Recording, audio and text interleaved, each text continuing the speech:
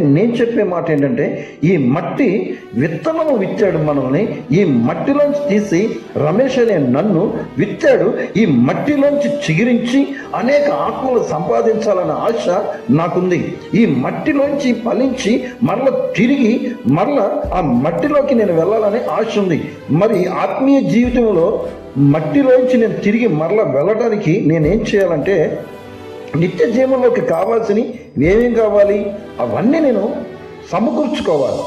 ఒకరిని ప్రేమించాలి, ఒకరిని ఆశీర్వదించాలి. మనకు ఉన్న దాంట్లో గుప్పుళ్ళు